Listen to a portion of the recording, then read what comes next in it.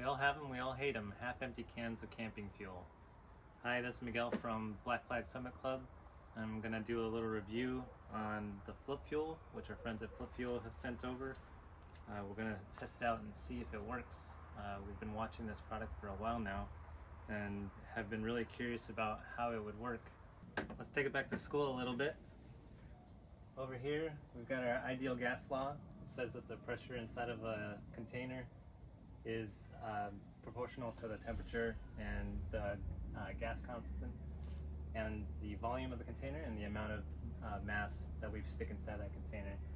So I drew a diagram of what's going on inside of a camping fuel canister. What you've got is you've got a portion of the canister that's got the liquid fuel inside of it, and then the top portion of the canister is the evaporated fuel. And as you use up the evaporated fuel in your camping stove, what it does is it reduces the pressure inside of the can, which allows more of the liquid fuel to evaporate and replenish the actual gas that's up here. So drew a picture of what we think might happen when we try to use the FlipFuel. Is you use the FlipFuel to connect the two canisters that have been partially used, and the bottom canister, you can see the fuel here. Top canister's got the fuel that, gravity is obviously pulled down. So once you open up this valve, it allows this liquid fuel, which is more dense than the gas, to come down into the lower can, and I'm assuming would allow some of the gas that's in the lower can to come up to the top can. And so I think we'll end up with something like this, where we get the liquid fuel and some of the gas mixture in the lower can, and probably just gas in the top can. But now let's test it out and see if that's how it works. Okay, so to do the experiment, what we did is we went out and we bought 2 brand new cans of camping fuel, and we're going to start off by weighing each one and seeing how much a brand new can has in it. Okay, so we're going to start out by weighing can A, and it looks like we're at 200 grams.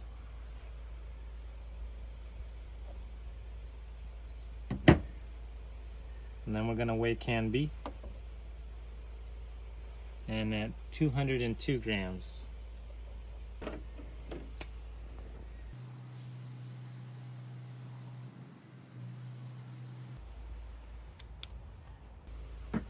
So what we're going to do now is I'm going to put the stove on top of each one of these cans of fuel, and I'm going to burn off some fuel. I'm going to try to get it to somewhere around half of a can, and then we'll continue on with this experiment.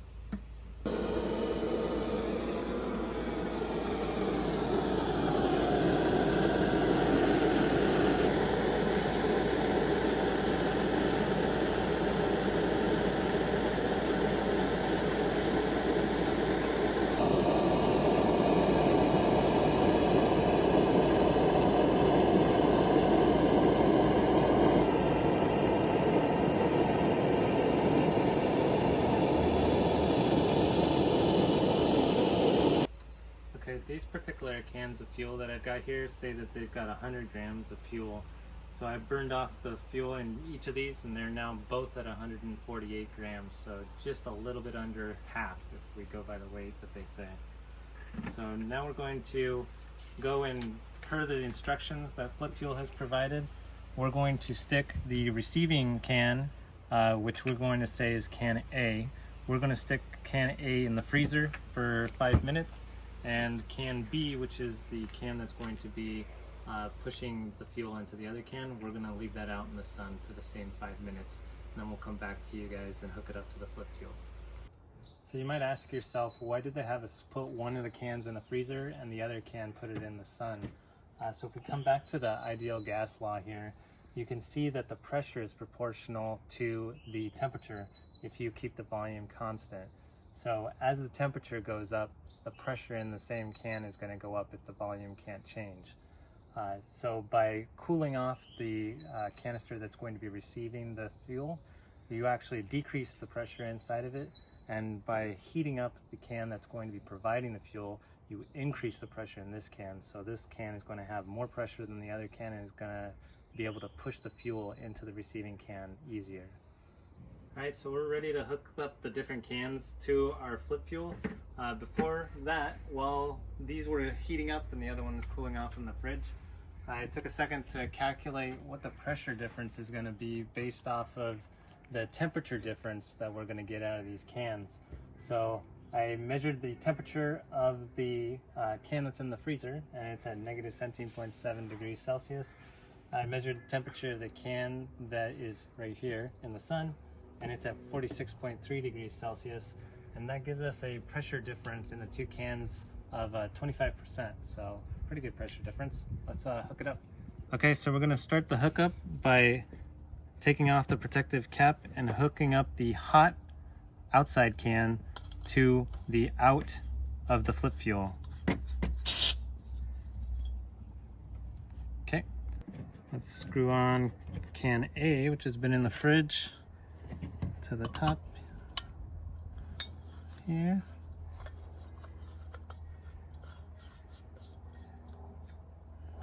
Okay, now we put the cold can on the bottom, the hot can on top, and then we open it up.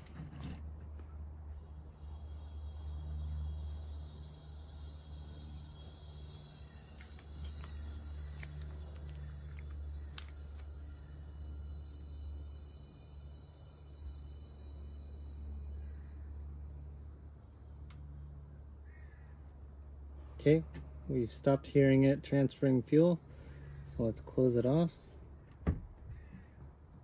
and let's unscrew the cans.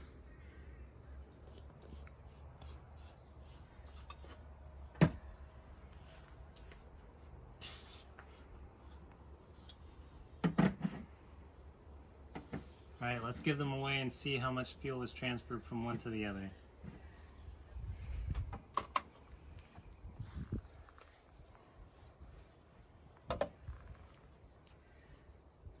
Okay, we're at 184 grams. Alright, let's weigh the can that we took the fuel out of. And we're at 110.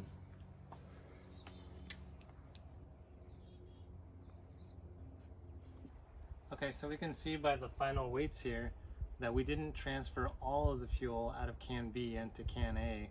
And can A still has room to get up to full.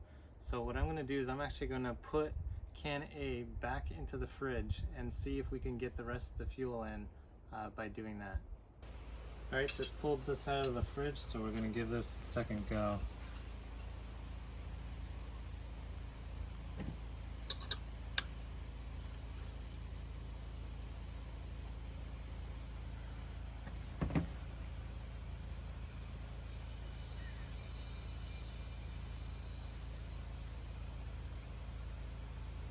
I waited about a minute or two after we stopped hearing the sounds, and so we'll go ahead and disconnect these and we'll give them another measurement on seeing how much fuel is in each one.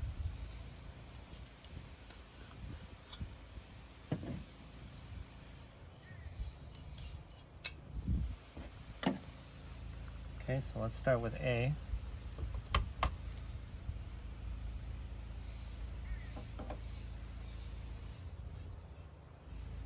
$188.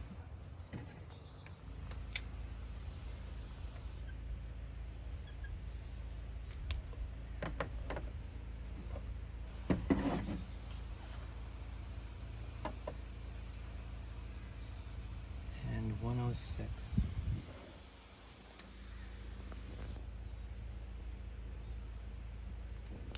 So we can see that we were able to get a little bit more gas out of the can by just putting it back, the receiving can back into the freezer and giving it another shot. Pretty happy with those results actually. Okay, so I was a skeptic at the beginning, I have to admit. My buddy's been asking me about this for a while, and I've always been telling him, you know, it's just equalizing the pressure, how can it actually be that great?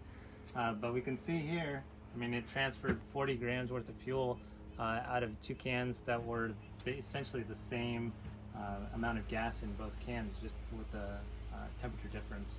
So I really like this. I love its simplicity. It works. It's easy to use. I can say that this is definitely going to be a piece of kit that I continue to use, and I would 100% recommend this to anybody who's got, the copious amounts of partial cans that you need to just get combined so that you can have a full can to get out and actually enjoy the outdoors. So I'll see you outside.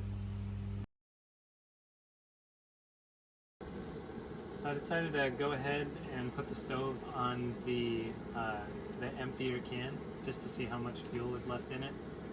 So we're just going to run this until it stops being able to support a flame, and then we'll let you guys know how long it lasted. Okay, so the can presumably had about 6 grams worth of fuel in it, and it took about 4 minutes and 15 seconds to burn off and go out. Okay, so it looks like empty. These cans are actually 100 grams, so all of our numbers I think are actually pretty accurate.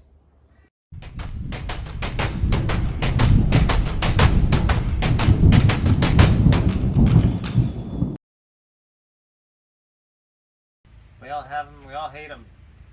Half empty cans. Cans, magical cans. Love the cans. Okay, we're gonna test out some cans here. Some cans, valve cans, valve from Black Flag Summit Club. School. Hold on, I gotta redo that.